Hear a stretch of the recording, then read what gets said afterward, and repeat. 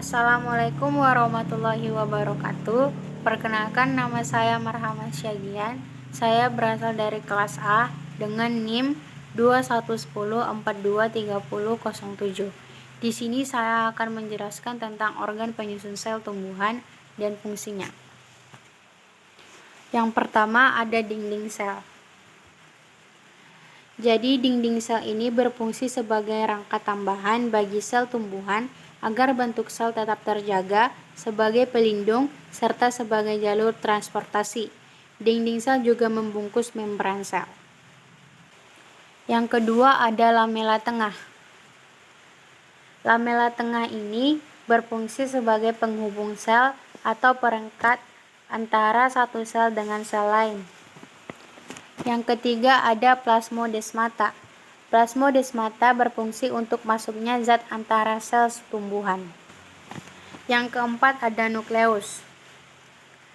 Nukleus berfungsi untuk menjaga integritas gen-gen tersebut dalam mengontrol aktivitas sel dengan mengelola ekspresi gen. Selain itu, nukleus juga berfungsi untuk mengorganisasikan gen saat terjadi pembelahan sel, memproduksi mRNA untuk mengkodekan protein sebagai tempat sintesis ribosom.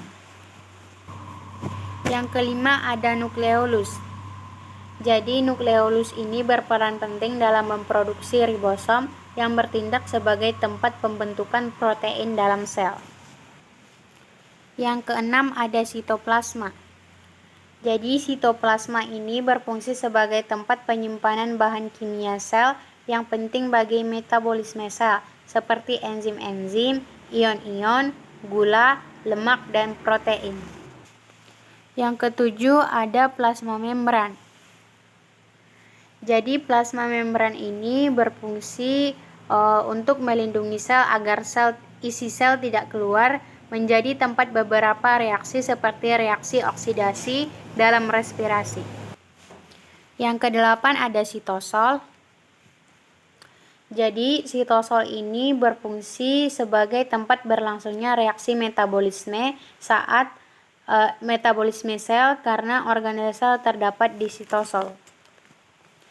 Yang kesembilan ada mitokondria. Jadi mitokondria ini berfungsi sebagai peran utama dalam proses respirasi sel yang menghasilkan ATP serta proses metabolisme yang menghasilkan asam amino, vitamin kofaktor, dan asam lemak. Selanjutnya ada peroksisom. Jadi peroksisom ini berperan menurunkan oksigen dalam sel dan melakukan reaksi oksidatif. Berkembangnya mitokondria mengambil alih sebagian besar fungsi oksidatif tersebut dan membuat peroksisom kurang.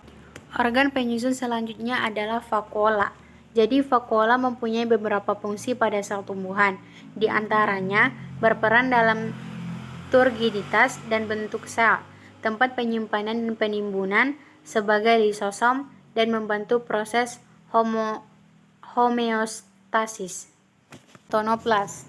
Jadi fungsi utama dari tonoplas adalah melindungi vakuola dengan mengisolasi zat-zat berbahaya. Retikulum endoplasma.